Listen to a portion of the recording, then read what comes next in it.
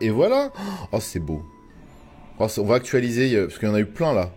Quand on a commencé le live tout à l'heure, ça finissait du côté de chez Wizard. Alors sur Magic Spoiler, il y a plus de trucs, mais c'est pas en bonne qualité. Après, ça va surtout être j'ai l'impression des cartes de limité. Hein. Parce qu'aujourd'hui, on a eu donc, toutes les communes Unco un peu OSEF qui ont été reveal. Donc je pense qu'on va plutôt commencer par regarder ce qui se passe sur Scryfall. Et peut-être qu'après on ira voir ce qui se passe sur Magic Spoiler. Mais globalement on a eu du bon jus. Du bon jus. Déjà on a eu Cypher et Rufus, deux grands méchants qu'on aime bien. Alors là je vois la Scorpion Sentinelle. Elle est en bleu. Alors Scorpion Sentinelle c'est le premier boss de Final Fantasy VII. Celui que vous affrontez dans le réacteur Mako. Et il est bleu. Alors je pensais pas le voir bleu, c'est très étonnant. Pour 2 c'est une 1-4. Tant que l'on contrôle 7 terrains ou plus, elle va gagner plus 3, plus 0. Donc c'est bien en début de game parce que ça fait un bon mur pour bloquer. En limité, t'as une 1-4 pour 2 pour bloquer, c'est bien. Et plus tard, t'as une 4-4 quoi. Une 4-4 pour 2. Ça reste une carte de limité, même si c'est... voilà, c'est plus que hockey tiers, mais on va pas s'arrêter sur toutes les cartes de limité. Ça m'a juste étonné de voir que la Scorpion Sentinelle était bleu. Ça correspond pas trop. Et même pourquoi... Enfin, même son effet, je trouve qu'il fait pas très bleu. C'est très bizarre. On va commencer avec Cypher Almazi.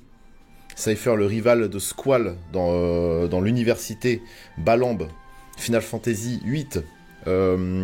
Avec sa Gunblade. Arme incroyable, hein, la Gunblade. Hein. Moitié épée, moitié gun. Je trouve ça vraiment, vraiment stylé. Pour 4, c'est une 3-4. Quand une créature que l'on contrôle attaque seule, elle va gagner le Double Strike, ok. On aura peut-être envie d'attaquer avec Cypher tout seul. D'ailleurs, quand il met des combats de damage à un joueur, on peut jouer un instant ou un sorcery qui a une mana value de 3 ou moins depuis le cimetière sans payer son coup de mana. Ça, c'est pas dégueu. Et ensuite, on met le cimetière, on met le sort à l'exil. C'est plutôt costaud en vrai. C'est dommage qu'on puisse pas trop profiter de Pump Spell, sachant que l'effet se résout après avoir mis des dégâts. Ça aurait été cool de pouvoir ramener des Pump Spell en rouge pour le booster et le faire taper plus fort avec le Double Strike. Après, il a pas de capa d'évasion. Bon, solo, il est pas extrêmement fort, mais ça peut faire des trucs. En fait, je pense que Cypher, ça peut être cool de tout simplement le jouer avec des foudres, des trucs comme ça. Tu blindes ton deck de blast qui coûte 3, donc tu prends les plus forts, si possible. Et puis, en fait, t'attaques, tu touches, et puis bam, tu blastes tout le monde, quoi. Après, tu le fais qu'une seule fois par tour, donc ce qui serait sympa, c'est pouvoir de doubler ses effets. Ou de pouvoir le jouer avec des permanents qui permettent de doubler les blessures, les non-combat damage, les non-combat damage, je sais pas comment on dit ça les blessures de non-combat. Rufus Shinra, donc un des hauts gradés de la Shinra, évidemment. C'est donc Final Fantasy VII. C'est une 2-4 pour 3, il est Orzhov. Quand il attaque, si on ne contrôle pas une créature nommée Darkstar, on crée Darkstar. Une 2-2 blanche, noire, chien. Ok, c'est pas... Oui, bon, ça... À mon avis, là, on est sur une Unco. Ça va être une carte plus de limité. Je vois pas trop à quoi il pourrait servir. Je vais checker quand même... Est-ce qu'on a un token qui s'appelle Darkstar? Non, il y est pas. C'est bien dommage. J'aurais bien voulu voir la tronche qu'il a. Bon, on le découvrira peut-être dans les boosters. Ah, on a Dion qui a été révélé. Donc, qui se transforme en Bahamut. Hop là! Voilà, qui est l'émissaire de Bahamut dans Final Fantasy XVI.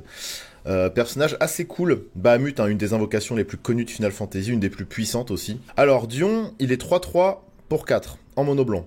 Pendant notre tour, lui et les autres chevaliers que l'on contrôle ont le vol. Ok, donc ça c'est cool parce que pour les decks Go Wide en Boros ou en mono blanc, ça va pouvoir permettre de faire une capa d'évasion assez énervée. D'ailleurs, quand il entre sur le champ de bataille, on crée une 2-2 chevalier. Ok, donc déjà pour 4, on a 5 de board. On a 5-5 de board. Parce que lui il est 3-3, il va créer une 2-2. Donc déjà c'est cool. Ensuite pour 6, dont 2 blancs, on va pouvoir l'engager, l'exiler et le ramener retourner. Donc on le retourne. Et alors là, ça va être une 5-5 vol. On va mettre un marqueur +1/+1 sur chaque autre créature que l'on contrôle. Et ces créatures gagnent le vol. Ok, ouais, donc c'est vraiment pour le mettre en mode go wide et attaquer avec son armée de chevaliers. De toute façon, c'est RP avec ce qu'il est chef des armées de son royaume dans Final Fantasy XVI. Deuxième effet, la même chose. Troisième effet, giga flair. On va détruire un permanent, simple, propre, efficace. On va l'exiler, il va revenir retourner. Voilà. Donc à chaque fois, ce qui est bien avec les émissaires, c'est qu'au bout d'un moment, ils se transforment, et puis quand ils meurent, ils redeviennent des créatures normales. Donc ça, c'est assez stylé. Il refait son effet s'il revient... Ouais, parce que c'est... En fait, il est exilé et il revient. Donc techniquement, il revient sur le champ de bataille. Ouais, alors il est...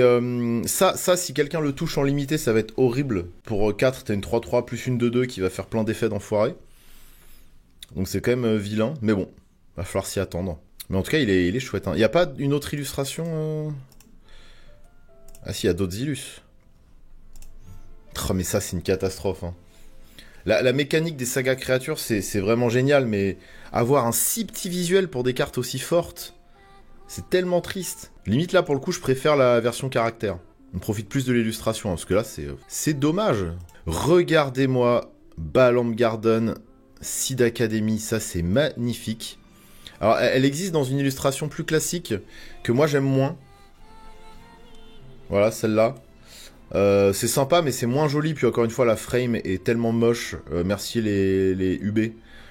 Là, vraiment, en extended alternatif, c'est incroyable. En plus, on est vraiment dans le côté concept art FF8. Donc ça, j'aime bien. Et je sais pas si ce sera un cycle de landes. J'ai pas l'impression, parce que je crois pas avoir vu d'autres landes comme ça qui se retournent. En tout cas, Balamb Garden, Seed Academy, ça arrive engagé. Bon, ça, c'est un peu chiant, déjà. Ça fait soit du bleu, soit du vert. Ensuite, on peut payer 7.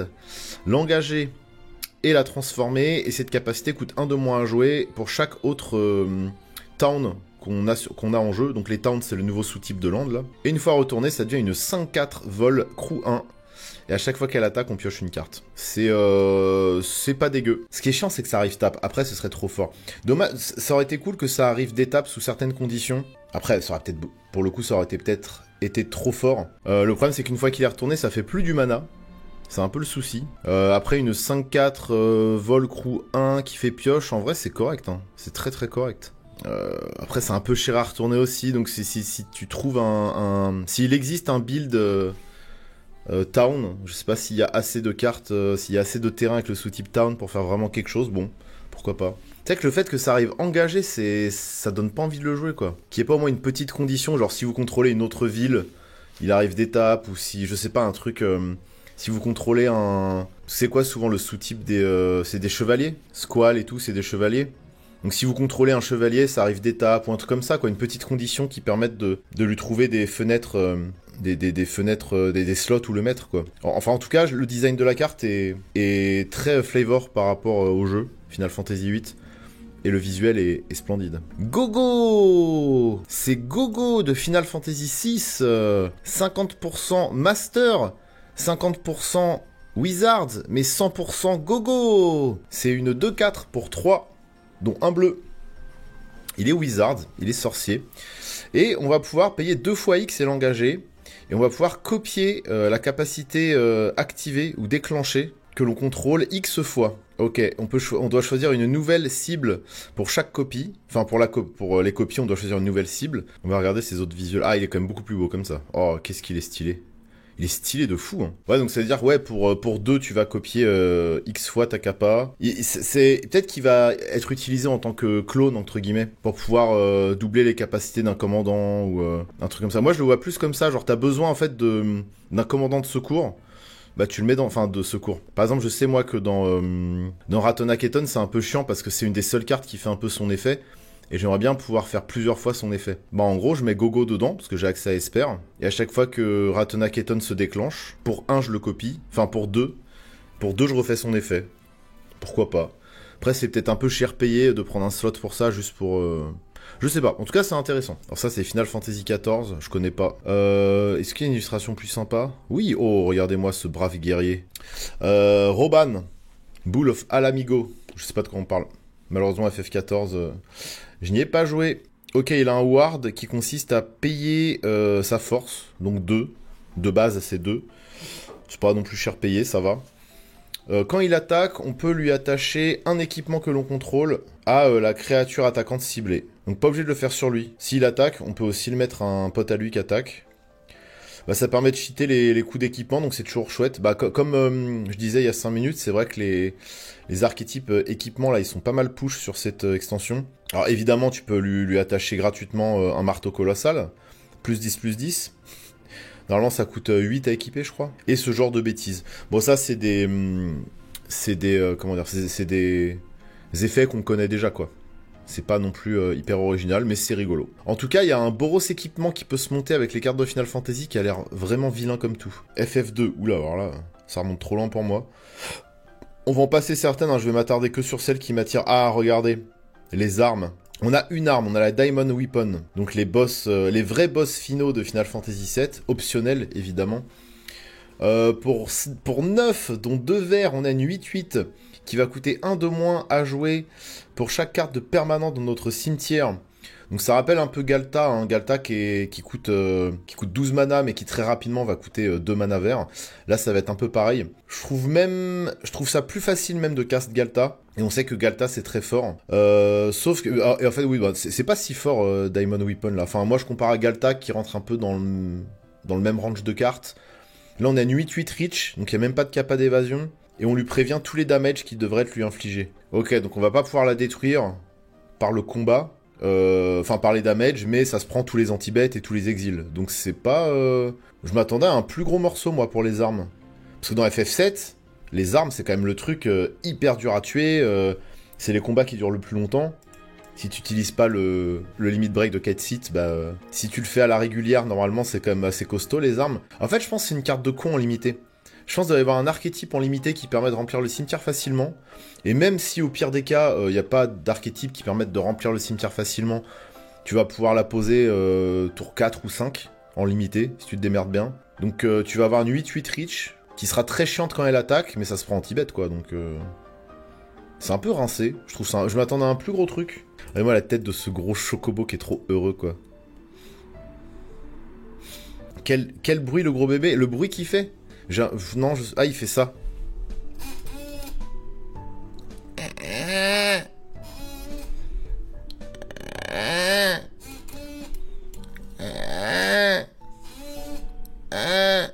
Il fait ça comme bruit. Donc les Gizzle Greens, bah, c'est les légumes qui permettent d'attirer les chocobos. Trop mignons. Ils ont vraiment des bonnes bouilles les chocobos. Je les aime trop. Bon, on va pas lire toutes les cartes, hein, juste que j'aimais bien le visuel. Regardez-moi, on a un pampa. Un simple pampa. C'est pas le jumbo pampa, c'est pas le pampa géant, c'est le pampa normal. C'est une 3-3 pour un vert. Bon, alors juste ça, c'est méga fort. Voilà, hop, on lit pas le texte. 3-3 trample pour un vert. Allez, on lit pas le texte. C'est bon, c'est fort, voilà.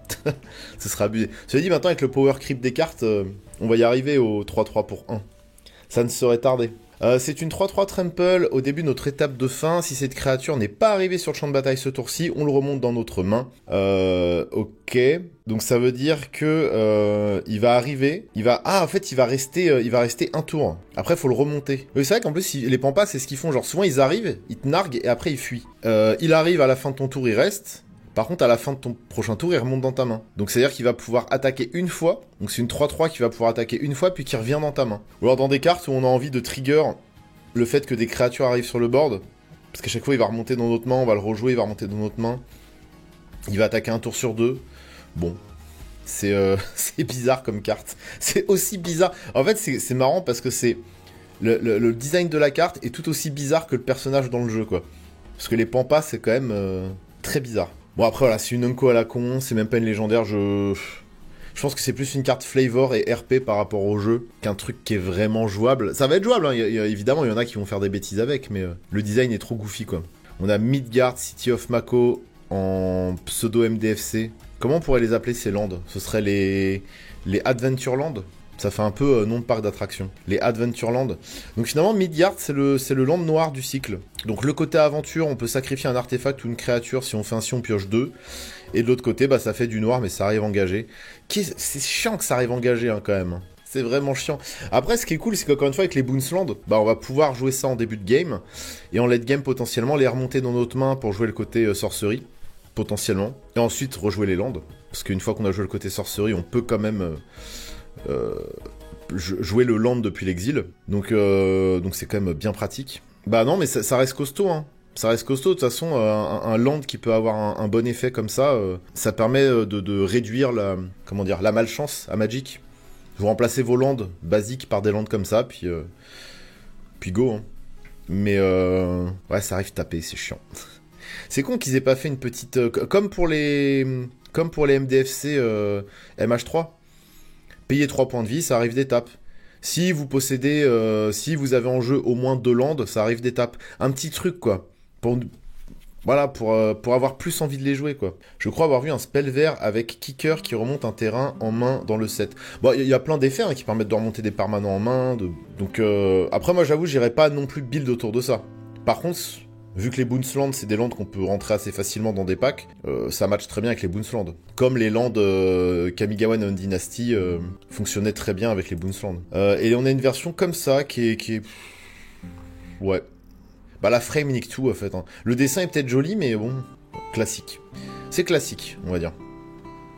Mais j'aimerais bien quand même le remodeler avec une frame old school, peut-être que je le ferai. Dion, on l'a déjà vu. Ultima, on avait déjà vu encore un nouveau skin pour Ultima. Et en fait, c'est moi qui suis teubé. Le end turn, c'est pour éviter de déclencher les effets de mort. Exemple, vous avez Blood Artist sur le board. Qui va voir les autres créatures mourir, bon bah vous allez drainer un max de points de vie à vos adversaires, mais là ça marchera pas parce qu'en fait on détruit puis end turn.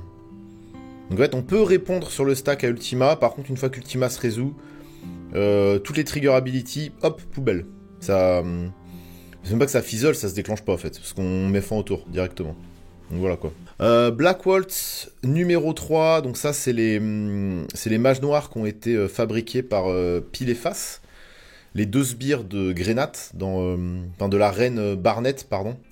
Branett ou Barnett, je sais plus, dans FF9. Bon, c'est des méchants, c'est des boss de Final Fantasy 9. Ça coûte 4, dont un rouge, un noir. C'est 2 vol Death Touch. Et quand on lance un spell non créature, et ben ça met 2 à tout le monde. Ok, c'est rigolo parce qu'on a un vrai effet spell slinger, mais en Rakdos. Pareil, hein, avec tous les permanents qui permettent de doubler les not combat damage. C'est vénère, parce qu'à chaque fois que tu vas lancer le moindre petit blast, ou le moindre petit piocheur en noir, là, tu vas mettre 4 à tout le monde, donc ça peut aller très vite. C'est assez costaud, en vrai. Hein. Je pense pas que ça se joue directement en tant que commandant, quoique. Mais je pense que ça a des slots, ça peut entrer dans des packs intéressants. C'est pas celui qu'on combat sur le vaisseau. Si c'est pour là, bah il y en a 3, de toute façon. On en combat 3, des mages noirs ailés, comme ça. Bah il irait très bien avec le Gutter Snipe. Tu fous Gutter Snipe dans la liste... Tu fous lui en commandant et hop, c'est parti. Tu joues ça avec plein de dégâts directs, là. Tu joues ça avec les doubleurs de dégâts, puis voilà. Hein. Non, il est cool, en plus, le visuel est vachement beau. Je l'aime bien. Puis Flying Death Touch, j'aime trop le overkill de Tidus. La créature ciblée gagne -0, -9999. Ça, c'est rigolo. C'est rigolo. Il doit y avoir des combos marrants à faire avec ça. Enfin, c'est débile, ou c'est juste un anti-bet pour 3, quoi. C'est juste un anti-bet pour 3. Ignis Sienta. Qu'est-ce qu'il raconte, lui? Lui, il vient de FF15, donc autant vous dire que les persos d'FF15... En fait, ce que j'aime pas dans FF15, c'est le côté un peu forcé Jones. Genre, c'est le Final Fantasy des Jones. On fait des selfies, on est sur la route avec nos potes. C'est pour ça que j'ose pas le lancer, ce jeu, parce que je sens qu'il va me cringer à mort. Puis bon, globalement, il a pas l'air terrible, hein, qu'on se le dise. En tout cas, c'est une 2-2 pour 3, dont un vert, un bleu... quand il entre, on va regarder les 6 cartes du dessus de notre bibliothèque. On peut prendre une carte de terrain parmi elles et la faire arriver sur le champ de bataille engagé. Et on met le reste sous notre bibliothèque. Ok, donc il va nous faire ramper. Donc déjà, on a une rampe à 3 en zone de commande. Et ensuite, on peut payer 3, l'engager, exiler une carte depuis notre cimetière. Si c'était une créature exilée, on crée un food token. Bon, ça, on s'en bat les couilles. Putain, ça coûte 3 de faire ça et engager en plus. Parce que j'imagine que c'est flavor parce que le mec, il fait de la bouffe en chassant des bêtes. Ça doit être un truc comme ça, non? Ok, bah ça peut être rigolo en fait de le faire blinker, lui. De le faire blinker un max dans un shell landfall. Tu joues ça avec Tassa, tu joues ça avec des trucs qui font blink pour pas un rond et let's go, quoi. C'est pas mal, hein. C'est pas mal. En plus, du coup, bah, on est dans des couleurs qui donnent accès quand même à des grosses créatures bien vilaines. Donc, bah, on va ramper vers nos grosses créatures bien vilaines et puis go. Pas mal. Pas mal, mais je le trouve moche comme tout, donc je le jouerai pas. On a Hope, personnage de FF13. Là, on est encore une fois sur des persos que je connais pas. C'est une rare, donc on va le lire quand même. C'est une 2-2 pour un blanc, un bleu. Il est humain et sorcier. Il a l'air d'avoir un boomerang hyper stylé, par contre. Il est flotté, quand même. Hein. Il est flotté. Alors là, il est très flotté, là. Ce visuel est cool. Il y a une belle dynamique dans ce visuel, je trouve. Donc c'est une 2-2 lien de vie. Et à notre étape de fin, chaque joueur va meuler X cartes. X... étant le nombre de points de vie qu'on a gagné ce tour-ci. Alors ça peut vite partir en couille. Ça, c'est très rigolo. Tu fous dans ton deck Beacon of je sais plus quoi là.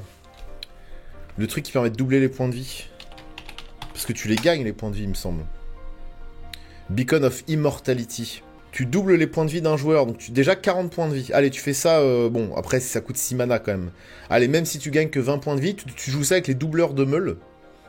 Il y a des trucs qui permettent de doubler les effets de meule. Ah mais il y a plein de trucs à faire avec lui, mais c'est hilarant. Putain, et pour la première fois de ma vie, j'ai envie de construire un deck meule en le voyant. Pas sûr que doubler compte comme un gain. Bah si, je crois, hein. Qu'est-ce que nous dit le gâtereur? Allez, cherche ça. Oui, c'est des effets de gain. Négatif, for effect that trigger... ok, ouais, non, c'est ok. Donc c'est fort, donc c'est rigolo. Comment elle s'appelle cette créature là en Dominaria qui permet d'échanger les points de vie avec sa force? Tu le fais 2 fois, ça coûte 4, tu le fais 2 ou 3 fois et tu gagnes. Hein. Tu meules tout le monde. C'est Evra, je crois. Evra, c'est ça. Ah, ça c'est marrant ça. Ça coûte un peu cher en mana, mais c'est rigolo. Tu échanges ton nombre de points de vie avec ceux de Evra. Donc en fait, Evra t'en fait une 44. 40 de power, 4 de soundness. Tu rééchanges, donc tu gagnes 40 points de vie. Et en fait, bon, faut avoir 12 mana dispo, quoi. Mais ouais, déjà, tu le fais une fois, c'est pas mal. Hein. Donc pour 8 mana, tu le fais une fois. C'est rigolo. Non, mais il y a plein de trucs rigolos à faire. En plus, t'as accès au bleu. Donc t'as accès à plein de sorts de meules. Comment il s'appelle le bonhomme là qui permet de doubler les triggers de meules? Est-ce que vous l'avez? Personne là dans le chat? C'est un wizard en bleu, je crois. Bah attendez, c'est hyper... Je vais le build. Alors je connais pas ce perso là, Hope, de FF13. FF13, moi j'y ai joué 4 heures, j'ai pas aimé. Je le resterai un jour, hein, mais... C'est Bruvac, je crois que c'est ça. Voilà. Si un adversaire devrait meuler une carte ou plus, et ben il en meule le double. Mais attends, on est en train de builder un truc sympa là déjà là. Franchement, c'est à voir. C'est rigolo. Il coûte vraiment pas cher. Je pense qu'au début, tes adversaires rigolent. Oh non, mais c'est quoi ton petit machin là, tu vas meuler 3 cartes par tour, tu vas meuler 2 cartes par tour, c'est ça? Non, puis en fait, ce qu'il faut, c'est le protéger, c'est le surarmer, tu lui mets plein d'équipements. Tu peux jouer le deck un peu en mode Voltron, t'en fais une 20-20 indestructible, tu gagnes 20 points de vie par tour, tu fais meuler de 40 tes adversaires par tour. Sur le stack, à la fin de ton tour, en éphémère, tu fais un petit flambeau de l'immortalité, et bam, tu one-shot la table pour 6. C'est rigolo. Ah, j'ai envie de build ça maintenant. En fait, j'ai envie de le build, mais j'ai envie de build des persos que j'aime bien dans Final Fantasy, et lui, je le connais, hop. En plus, en foil, il doit être très joli, ce petit gars, là. T'es là. T'es là ou t'es pas là? Eh oh, t'es là ou t'es pas là? Il coûte 5, dont un bleu, un rouge, il est 3-3. Quand on lance un sort non-créature, on va créer une 1-1 colorless héros. Si 4 mana ou plus ont été dépensés pour lancer ce sort, on va piocher 2 cartes. Et si 8 mana... Ah, donc il y a vraiment un délire autour des 4 mana ou 8 mana. Je sais pas pourquoi. C'est Final Fantasy 4, je sais pas. Par contre, si 8 mana ou plus ont été utilisés pour lancer ce sort, on va le sacrifier. Il va mettre un nombre de damage égal... Ah, donc il va mettre... Ok, donc égal à la mana value du sort. Ouais, c'est ça. Et il met autant de damage à chaque joueur. Ouais, donc par contre, faut être sûr que ton sort à 8 mana, il one-shot la table. Donc c'est Spellslinger avec une possibilité de one-shot la table en late game. Ouais. C'est étrange, hein. Alors j'imagine que c'est très RP ce qu'il fait dans le jeu. La carte, je la trouve assez étrange. Encore une fois, on est dans du Spellslinger. Il y a vraiment beaucoup de créatures qui vont pouvoir rentrer dans des shells Spellslinger. C'est Spellslinger gros mana, quoi. C'est pas Spellslinger, tu vas lancer plein de petits sorts, tu vas pinguer à gauche à droite, piocher tes cartes. Non, là, c'est vraiment, faut lancer du gros sort. Bon, après, quoi qu'il, tu fais déjà ta 1-1 héros. Hein. Je vais regarder les 1-1 héros en token, ce que ça donne. Donc lui, il faudrait qu'il puisse pondre des sorciers, par exemple. Alors, pas ceux-là. Ah, et d'ailleurs, en fait, le Waltz numéro 3 qu'on a vu tout à l'heure... C'est clairement le token mage noir amélioré, en fait. Ce qui fait... oui, en fait, c'est ça, c'est tu mets un damage... Il va y avoir un truc à faire avec les Bibi, là. Il va vraiment y avoir des trucs rigolos à faire. Avec les armées de Bibi. Ces Flavor, ils se sacrifient dans Magic, et ils se sacrifient aussi dans le jeu. Ok, d'accord. Bah, de toute façon, ils ont fait un truc hyper RP. Enfin, moi, des personnages que je connais, en tout cas, c'est simulé à la perfection. Ah, Tela, il a un skin alternatif qui est vraiment chouette. Tellement de skins différents dans cette extension. Ils ont vraiment voulu ravir tout le monde. Hein. Ils se disent, bon, on veut pas de rageux. On veut que tout le monde puisse jouer toutes les cartes. Donc il y aura 5 skins différents par carte. Ah, Van. Alors Van, on sait pas trop à quoi il sert dans le jeu. Je vous avoue que pourtant j'ai fini FF12, hein, mais j'ai jamais trop compris à quoi servait ce perso. Le visuel est très chouette avec le petit light flare là. Ouh, c'est beau ça. C'est une 2-2 pour 3 dont un rouge. Il est scout et humain. Quand un ou plusieurs scouts ou pirates ou rogues que l'on contrôle mettent des combats de damage à un joueur, on peut exiler la carte du dessus de la bibliothèque et on peut la cast. Si on le fait pas, on va créer un trésor. Ok. Donc il fait Blitzrow ou trésor, ce qui est honnête. Et quand on caste un spell que l'on contrôle pas, on met un marqueur +1/+1 sur chaque scout, chaque pirate et chaque rogue.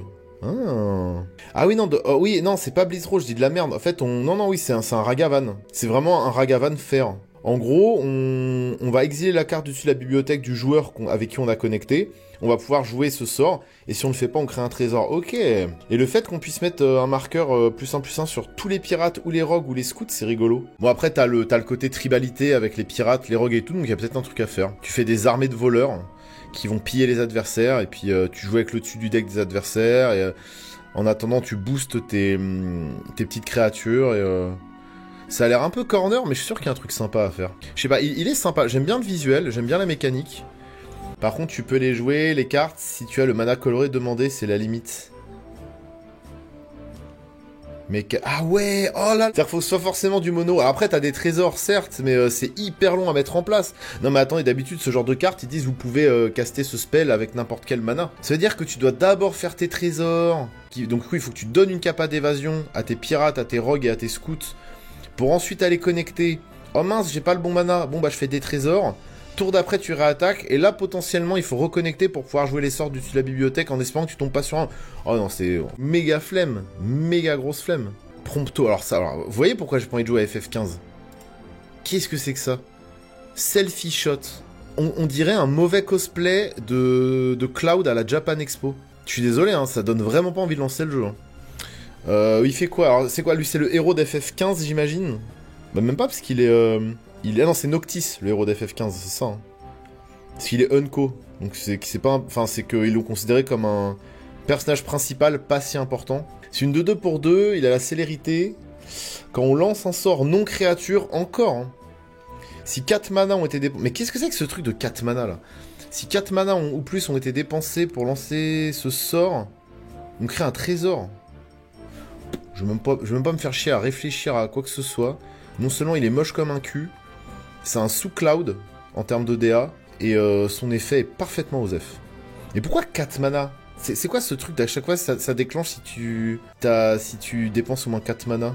Ah, Garnet, une invocatrice. Alors vous savez que moi les invocatrices, parmi mes persos préférés des Final Fantasy, j'ai adoré la Yuna. Alors la Yuna Bant, hein, pas la Yuna Celestia. Et là on a une Garnet Princess of Alexandria qui coûte Celestia d'ailleurs, donc elle coûte 2. C'est une 2-2 lifelink. Quand elle attaque, on peut retirer un marqueur lore de n'importe quel nombre de sagas et mettre un marqueur +1/+1 sur elle pour chaque compteur lore qu'on a retiré de cette façon. Ok, alors c'est marrant parce qu'elle rentrerait parfaitement dans mon deck Bant Yuna. Le problème, c'est que moi, j'ai envie d'arriver au bout de mes sagas pour recycler les marqueurs lore sous forme de marqueurs +1/+1. Donc, je vois parfaitement pourquoi elle a été conçue. Elle a été conçue pour faire en sorte que nos invocations restent plus longtemps sur le board et qu'elles puissent attaquer un tour de plus, entre autres. Voire attaquer indéfiniment, parce qu'à chaque fois qu'elle va attaquer, on va faire en sorte qu'elle puisse passer sans se faire tuer. On va remove le counter. Après, est-ce que ce serait pas quand même intéressant de l'avoir dans le deck pour justement contrôler un peu mieux la situation? Parce que quoi qu'il arrive, je peux retirer un counter, je suis pas obligé de le faire. Donc je peux choisir de pas attaquer avec elle, et quand bien même j'attaque, je peux choisir de partir un counter dans l'espoir d'obtenir mes marqueurs +1/+1. C'est intéressant, parce qu'en fait tu vas quand même la booster elle-même, donc ça va faire une grosse créature avec le lien de vie. À voir. C'est une carte qui a testé dans mon pack Yuna Invocatrice. Yuna Bant Invocatrice. Après, bon, moi, le but du deck, c'est quand même d'aller au bout des sagas pour recycler les marqueurs lore en marqueurs +1/+1. Mais c'est cool. Elle fonctionne bien, elle est RP. Donc là, c'est très cool parce qu'on a tous les lands town Donc, en français, ça va être ville, j'imagine. Les bilans de communs qui arrivent engagés. Et en fait, bah, c'est chouette parce que c'est des références à des villages et à des villes de tous les Final Fantasy. Là, on a Gongaga pour le Grul, qui nous vient d'FF7. On a Gwendo Salam, qui nous vient d'FF10, pour le Simic. Pour le Golgari, on a FF5, la ville de Gon. Mais je connais pas. Pareil, ça c'est FF4, Baron, je connais pas. On a Insomnia de FF15, alors ça je connais, mais FF15, encore une fois, vous le savez, il m'attire pas tant que ça. Ça c'est la ville où Noctis a grandi, je crois. Enfin, c'est là où vit Noctis à la base. Pour le noir-blanc, on a Traîneau pour le Dimir, ça c'est cool, c'est FF9, j'aime beaucoup la ville de Traîneau. C'est la ville des artistes, des dandys, du théâtre, etc. C'est chouette. Windurst, magnifique, hein. Imaginez ça en all frame. Hein.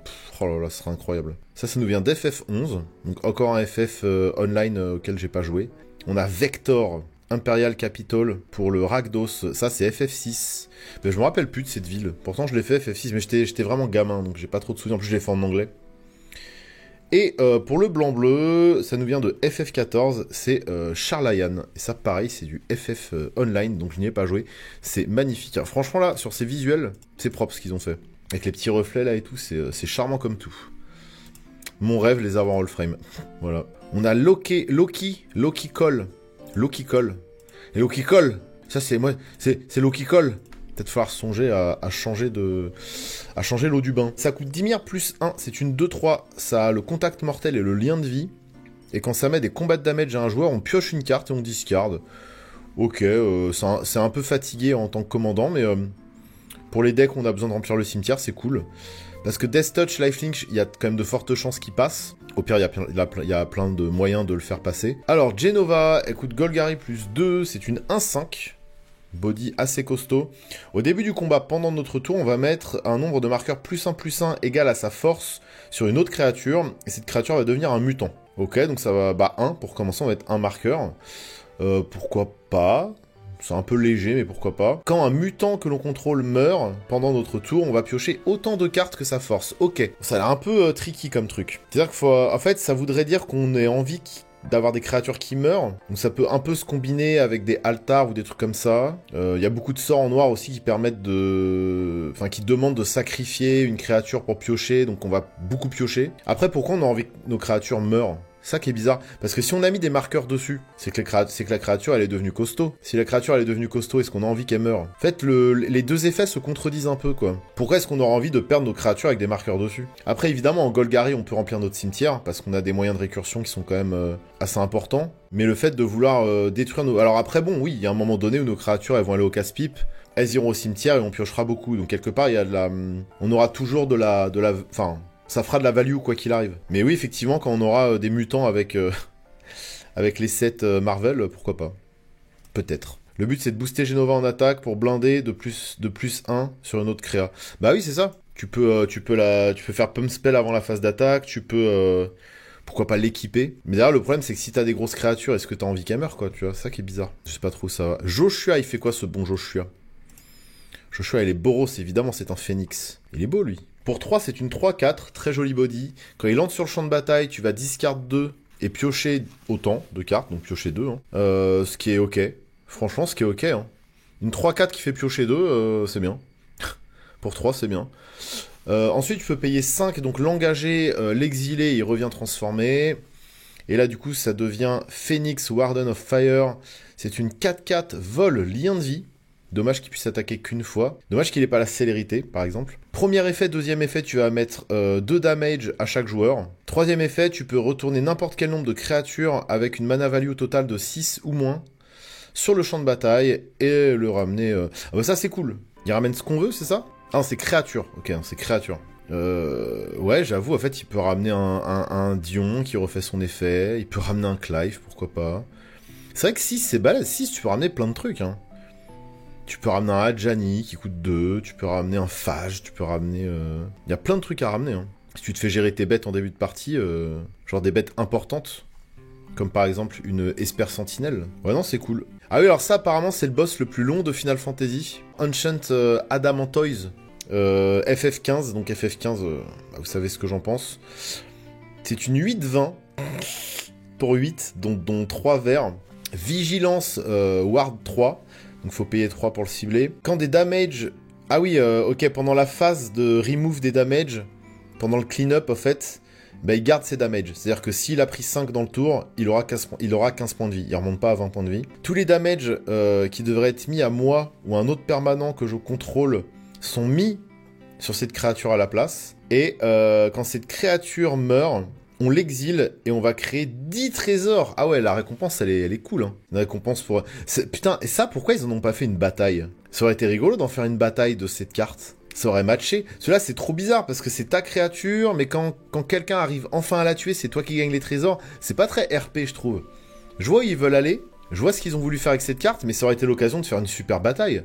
Oui, ils veulent que tu puisses bloquer avec, je comprends bien, mais en fait, par rapport au côté payoff d'une quête secondaire, je l'aurais bien vu sous forme de bataille, ça marcherait bien. Puis des batailles, on en a pas vu depuis, ils en ont fait qu'une fois et c'est pas revenu, quoi. Oui, puis en plus, ça redirige les dégâts de base. Après, tu vas bloquer avec, hein, c'est une 8-20. Donc bon. Ok, c'est une carte rigolote, quoi. Ils ont voulu faire un truc un peu RP par rapport à FF15. Ce qui est marrant, c'est que si jamais tu la joues dans un deck qui permet d'attaquer avec le cul, ça fait une 20-20. Le problème, c'est que c'est pas un mur.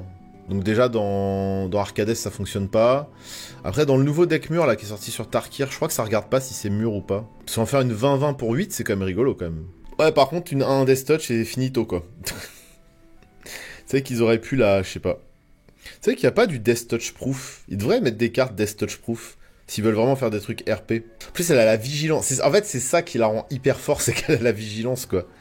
Ok. Carte rigolote. Oh, le mec qui touche ça en AP. Ah, putain. C'est ça qui est énervant aussi avec le power creep. Le mec qui arrive à drop ça en AP avec un peu de rampe, là. Flemme. C'est marrant, ils ont fait le Balamb T-Rexor. C'est le dinosaure qui est dans la salle d'entraînement de... 6-6 trample pour 6. Bah c'est un Colossal Dreadmoss, quoi. Quand il entre sur le champ de bataille, vous gagnez 3 points de vie. En plus, ça a le Forest Cycling. Non, parce que Colossal Dreadmoss, déjà, c'était une très très bonne carte de limité. Mais en plus, à chaque fois, il l'upgrade. Donc on a eu le masque du Colossal Dreadmoss. Et maintenant, on a Colossal Dreadmoss qui fait gagner des points de vie et qu'on peut recycler en début de partie. Carte de limité très forte. Hein. On a la reine Barnet, je sais plus comment c'est en français. Pareil, c'est une Unco, c'est une 2-1 pour 3 en rouge, elle a la prouesse, donc +1/+1 quand on caste un spell non créature. Quand elle attaque, on fait un bibi. Ok, c'est pas dégueu ça. Hein. Elle pond des bibis quand même. Hein. Donc il doit y avoir un... Je pense qu'il va y avoir un Rakdos bibi Spellslinger qui va permettre justement de pinguer à gauche à droite et de faire des gros dégâts. Surtout avec tous les doubleurs de dégâts qu'on a dans le... qui sont déjà disponibles, ça peut faire très mal. On a Quina, on en rêvait tous, on l'a. Faire un tribal grenouille. Elle est de 3, elle coûte 3 dont un vert. Si un ou plusieurs tokens devaient être créés sous notre contrôle, et ben on le double avec un token grenouille 1-1. Donc c'est un peu le grand dent version grenouille, quoi. On a grande dent qui pond des écureuils, et là on a Quina qui pond des grenouilles. Et pour 2, on sacrifie une frog et on met un marqueur +1/+1 sur Quina, car oui, elle se régale des grenouilles, comme on peut le voir sur ce visuel. Bah déjà, c'est hyper bien dans Grande Dent. Alors ça, c'est la grosse blague. Ça, c'était déjà une blague dans FF8, mais alors là, le fait qu'ils en aient fait une carte... Poupou UFO. C'est une 0-4 pour 2, ça a le vol. On peut l'engager et mettre un land depuis notre main sur le champ de bataille. Et ben en plus, c'est un truc qui fait bien ramper, ça. Et on peut payer 3, et jusqu'à la fin du tour, cette créature a une force de base égale au nombre de towns que l'on contrôle. C'est trop bizarre. Je sais même pas pourquoi ils ont voulu faire une carte avec ce... C'est une blague, ça. Ce truc, cette espèce de soucoupe là qu'on rencontre dans FF8 de manière un peu hasardeuse. La Buster Sword, évidemment. Et là, on a des skins qui sont quand même bien stylés, hein. Bam, regardez-moi ça. Donc c'est la broyeuse, hein, la grosse épée de Cloud que Zach lui a léguée. C'est un équipement, bien évidemment, ça coûte 3 à jouer, 2 à équiper. La créature va gagner +3/+2. Et quand la créature équipée met des combats de damage à un joueur, on va piocher une carte. Et je peux jouer un sort de ma main gratuitement, sans payer son mana cost. Mais il faut que la value de ce sort soit égale ou moins que les dégâts que j'ai mis, c'est ça? Ouais, c'est ça. Donc si je mets 5 dans la gueule d'un adversaire, je peux jouer un sort qui coûte 5 ou moins gratuitement. Et en plus ça fait pur. Ah, c'est trop fort. Oh, c'est trop fort. C'est beaucoup trop fort. Déjà, +3/+2, c'est ok. Ça fait piocher. Et ensuite, on peut jouer un sort gratos. Ah, c'est vilain, hein. C'est vraiment costaud, hein. Bah, c'est une mythique, hein. Puis c'est la Buster Sword.